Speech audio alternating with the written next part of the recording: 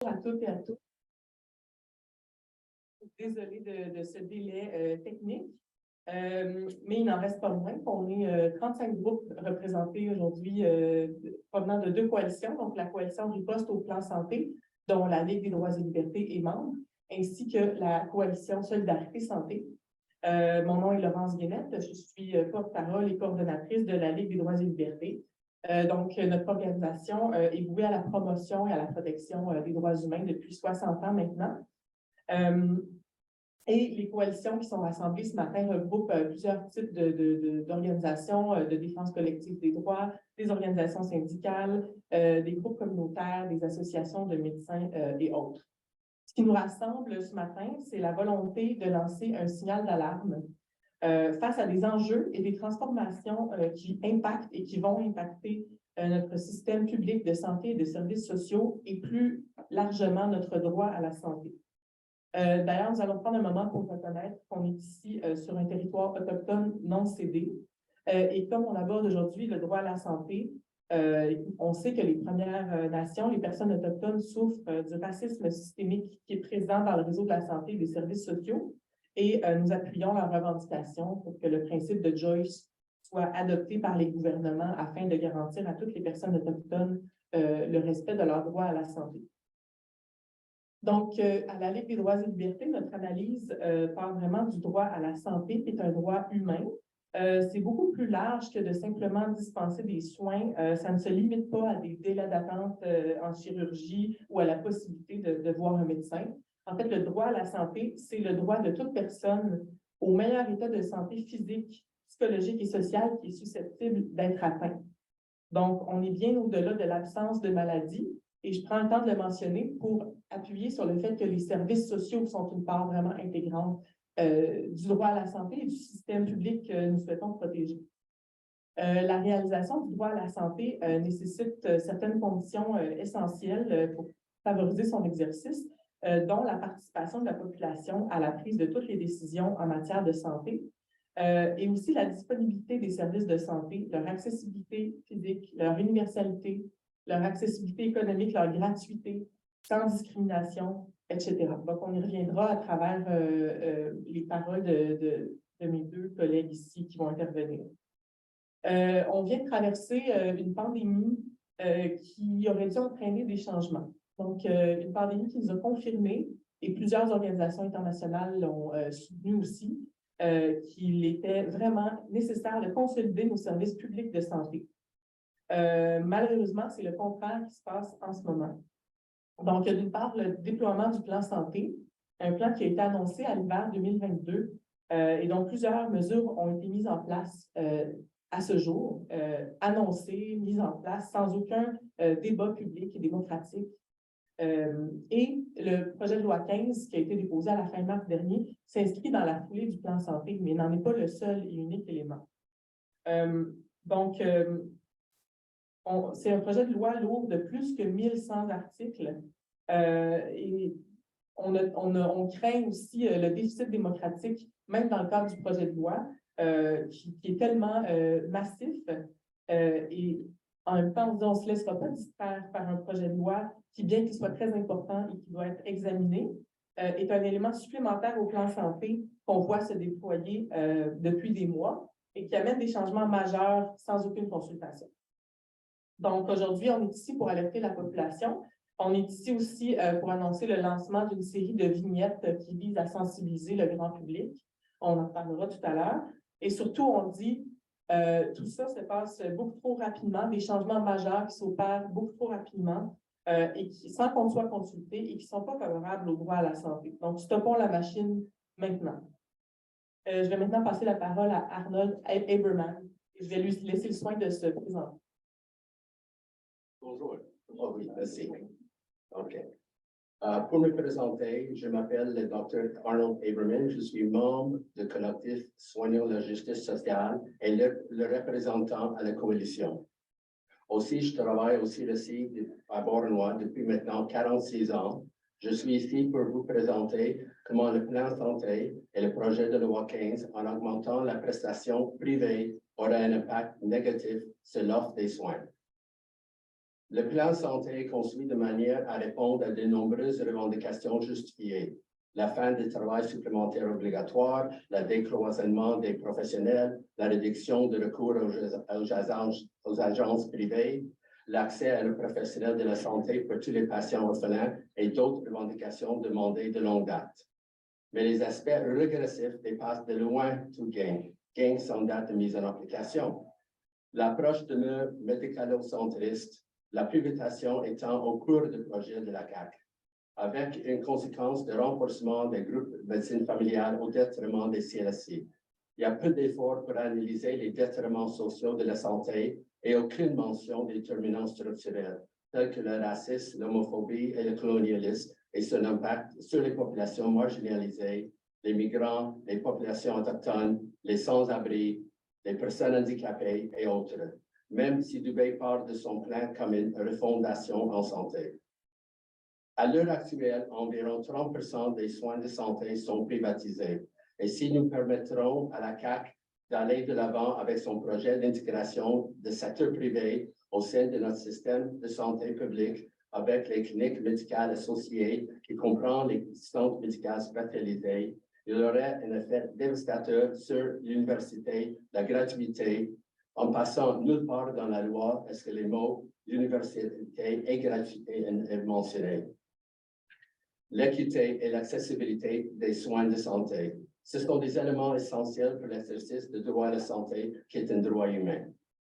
Le secteur privé profite de la croissance de la télémédecine qui s'est produite pendant la pandémie. Dialogue Technologie de la santé, entreprise québécoise, a vu son chiffre d'affaires croître de proche 500% au cours des 2 années de la pandémie. La télémédecine présente de nombreux avantages, moins d'arrêt de travail, des résolutions rapides de nombreux problèmes simples, mais les dangers sont importants dans la mesure où elle détournerait les médecins et autres travailleuses et travailleurs de la santé du secteur public qui vont travailler dans les institutions de télémédecine, ainsi que son impact négatif sur la qualité et la continuité des soins de santé adéquats. Quant à l'accessibilité, même bien que l'article 453 de la loi stipule que l'application n'affecterait pas la capacité des réseaux publics de santé et de services sociaux, notamment à ce qui concerne la main-d'œuvre requise pour le fonctionnement de ces réseaux, c'est totalement irréaliste. Un gâteau ne peut pas être divisé en autant de morceaux et nourrir le secteur privé d'un morceau et laisserait moins au secteur public. Durant la tournée des régions faite par le Collège des médecins de Québec, un des constats qu'ils ont fait est que si l'intention gouvernementale est de rendre le privé complémentaire au réseau public, en fait la perception de tout le monde, c'est loin de le cas. Souvent perçu comme un ennemi, le privé est minimalement un trouble fait qui siphonne les meilleures ressources de réseau public et les crème. Dans un récent sondage de Angus Reid, en février 2023, 76% des Québécois craignent que l'expansion des soins privés ne fasse qu'aggraver la pénurie de personnel qui ont tourmenté le système de santé du pays ces dernières années. Et ils ont tout à fait raison. C'est ce qui se passe en ce moment et qui va continuer de s'aggraver. Quant à la gratuité et l'équité, on ne peut pas qu'imaginer comment les cliniques médicales associées utilisaient l'article 456 à ses avantages. Les seules sommes d'argent qui peuvent réclamer des usagers, on parle ici maintenant des frais accessoires, qui obtient un service médical spécialisé d'une clinique médicale associée en application de l'entente, dont celle qui aurait normalement exigé l'établissement associé à la clinique à l'occasion de la prestation de ces mêmes services, pourvu que ces sommes étaient prévues par l'entente. C'est compliqué, mais en gros, il peut charger les frais accessoires comme il veut. En Ontario, ce qu'ils font, ce qu'on appelle ça le upscaling. C'est-à-dire, quelqu'un va arriver pour changer les lentilles parce qu'ils font une cataracte. Et au lieu le prix couvert par le gouvernement, c'est le prix de base, mais ils vont ouvrir des lentilles super sophistiquées, trifocales et tout ça pour augmenter les prix. C'est ça. En plus, Christian Dubé veut des Top Guns. Alors, on se rappelle les Top Gun. Le secteur privé pour diriger sa future agence Santé Québec et moyen d'améliorer la performance de l'efficacité de plus gros réseaux de l'État. S'il y a quelque chose qui garantit la transformation de notre secteur de santé en entreprise économiquement viable, c'est que Santé Québec fonctionnerait comme une société d'État. Et c'est marqué dans le projet de loi, dans les notes explicatives 5, si ça va fonctionner comme ça. Dans les mots du Premier ministre Legault, ce serait une hydro-santé. Et ils sont en panne aujourd'hui. Le maître mot est performance. Ce n'est plus la qualité de relation clinique entre le prestataire et le patient qui serait fondamentale, mais plutôt la quantité de contacts par jour. N'oublions pas la notion de financement axé sur le patient, aussi dans le plan de santé, ce qui sera une pression démesurée sur les hôpitaux pour concurrencer économiquement le secteur privé pour un concept qui s'est avéré inférieur en termes de soins aux patients.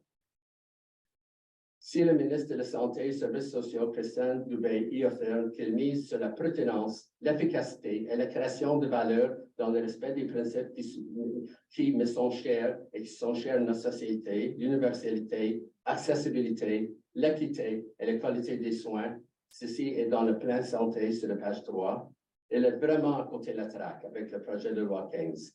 On ne se remet pas encore de la désorganisation profonde des réseaux et de la perte de décision terrain qui fut causée par le lobby dévastatrice de Gaétan Barrette, que Christian Dubé maintenant propose une nouvelle mouture compatible centralisatrice qui ne répond en rien aux besoins actuels des soignants et des patients. Et ouvrant la porte à l'entreprise privée et la fragmentation de services dont la qualité n'est pas surveillée, offert selon les capacités individuelles de payer. Ils ne répondent pas aux demandes des soignants épuisés et compétents qui restent dans les réseaux publics par cœur et par conviction. Cela aurait des coûts sociaux importants. Voulons-nous revenir à l'époque de nos grands-parents avant 69, où, sous la pression publique, la régie d'assurance maladie était formée en 69, une époque où on payait pour recevoir des soins. Les soins de santé et les services sociaux ne sont pas un produit commercial acheté au prix le plus économique viable, mais un droit humain pour toute personne d'accéder gratuitement à tous les soins médicaux nécessaires. Le gouvernement doit réinvestir dans les réseaux publics avec nos impôts parce que la santé, c'est un bien public. Merci.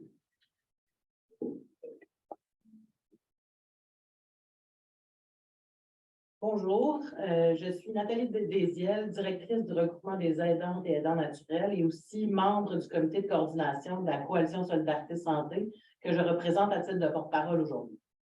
La Coalition Solidarité Santé est un regroupement québécois créé en 1991, composé d'organisations syndicales, communautaires et de comités de citoyennes et de citoyens. Elle comprend également des groupes féministes, des personnes âgées, des personnes en situation de handicap et des personnes proches aidantes. La défense des grands principes qui constituent les pierres angulaires du réseau de santé depuis sa mise sur pied, à savoir le caractère public, la gratuité, l'accessibilité, l'universalité et l'intégralité sont à la base de toutes les interventions de la Coalition Solidarité Santé. Comme les autres organisations présentes aujourd'hui, nous sommes préoccupés par les changements majeurs proposés dans le fastidieux document de plus de 300 pages et composant 1136 articles de loi. Comment pouvoir faire le choix libre et éclairé d'accepter toutes ces nouvelles mesures si nous n'avons même pas le temps d'en saisir toute l'ampleur? Nous revendiquons aujourd'hui le droit d'être informés convenablement, consultés et entendus sur des changements majeurs qui nous concernent. Nous sommes inquiets des mesures proposées dans le projet de loi 15 pour l'autonomie des groupes communautaires. Selon son manifeste, la Coalition Solidarité Santé s'oppose à toute orientation gouvernementale qui atrophierait le principe d'autonomie des groupes communautaires autonomes en les obligeant à agir en substitution ou dans le prolongement du mandat des établissements publics et privés, de même qu'à répondre à des priorités gouvernementales. L'action communautaire autonome constitue l'une des formes de participation citoyenne les plus importantes, les mieux organisées et les plus engagées pour la justice sociale au Québec. Les organisations communautaires sont autonomes et doivent le rester. Ils ne sont pas un prolongement des services de santé et des services sociaux, et devraient être libres de décider des actions qu'ils veulent mettre de l'avant. Toujours selon son manifeste, la Coalition Solidarité Santé réaffirme la nécessité de garantir des espaces démocratiques qui permettent aux citoyennes et aux citoyens de faire entendre leur voix quant à l'avenir du système québécois de santé et de services sociaux. Un de ces espaces démocratiques sont les comités d'usagers. Or, le projet de loi 15 les fait disparaître. C'est une énorme perte en termes de droits, en termes de défense des droits des usagers et une atteinte directe à la démocratie de proximité. La participation démocratique ne doit pas se limiter à des sondages de satisfaction. Nous devons avoir le droit d'être informés, consultés et écoutés pour exercer pleinement notre pouvoir de décider. Nous sommes aussi préoccupés de la représentativité des groupes vulnérables. Nous sommes inquiets des compositions des conseils d'établissement selon l'article 107, dont les membres seront nommés par le Conseil d'administration de Santé Québec. Quelle sera la réelle représentativité citoyenne? Les personnes présentes pourront-elles réellement s'exprimer librement si elles sont choisies par le gouvernement lui-même? De plus, qui sera responsable de la nomination des membres du Conseil d'administration ou du président de Santé Québec? La démocratie, ce n'est pas seulement de voter aux 4 ans. Elle est essentielle dans un système de santé publique sain. Nous souhaitons un système de santé de première ligne, public et communautaire, au sein duquel les membres de la communauté ont du pouvoir d'être entendus et de participer aux changements souhaités pour eux. Merci, Nathalie. I'm going to say just a few words in English now, quickly, just to remind that we are representing here 35 organizations. We want to alert the public to the setbacks to the right to health that is announced by Quebec government's Plan Santé and Bill 15. The Plan Santé has not been the subject of any public democratic consultation, even though the government has been implementing various aspects of it for several months now. And Bill 15 is a new huge step, a huge bill that is adding to this Plan Santé. And we fear that it will not provide citizens with enough time and democratic space to have a proper informed debate and participate in the decision-making. So for us, Health Plan and Bill 15 are far from desirable for our right to health and for our public system of healthcare and social services. The public has the right to be adequately informed, consulted, and heard in a timely manner. That's always, but even more important now that such an upheaval of the foundations of our public health system is put forward. So as we said, Plan Santé and Bill 15 are opening the door to acceleration of the privatization and also the democratic participation, which has been weakened now in the recent years, will also suffer major additional setbacks through Dubé's Plan Santé. So what we are saying today is, let's stop the machine now, because we need to have time to have a public and democratic debate around these very important questions. Also, Coalition Riposte au Plan Santé is launching today a series of vignettes that are available both in French and English. And I will be able to show, you also have access to it on the website of Ligue des Droits et Libertés, and they will circulate a lot in the next coming weeks, hopefully. So, donc, on va maintenant conclure rapidement ces allocutions avant de passer à la période de questions. Je veux seulement rappeler que notre objectif aujourd'hui est vraiment d'alarmer la population devant à la fois ce qu'on a nommé donc l'accélération de la privatisation ainsi que le déficit démocratique dont nous souffrons, dont souffre le système public. La participation démocratique est essentielle à la réalisation de notre droit à la santé. Actuellement, le ministre Dubé confond les citoyens avec des usagers ou même des clients. Nous souhaitons que l'équité et la solidarité reviennent au cœur du système, et plutôt que de favoriser une expansion du privé qui cherche des opportunités d'affaires. Donc, nous exigeons une conversation collective et démocratique sur tous ces enjeux par rapport au système public de santé et de services sociaux. C'est pour ça qu'on dit aujourd'hui, stoppons la machine des experts et remettons les gens au cœur des décisions.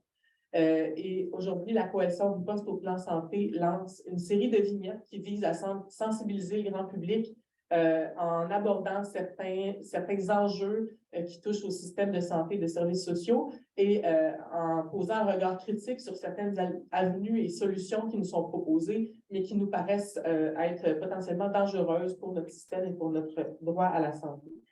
Donc, je conclus ici et nous serons disponibles tous les trois pour répondre à des questions. Merci beaucoup.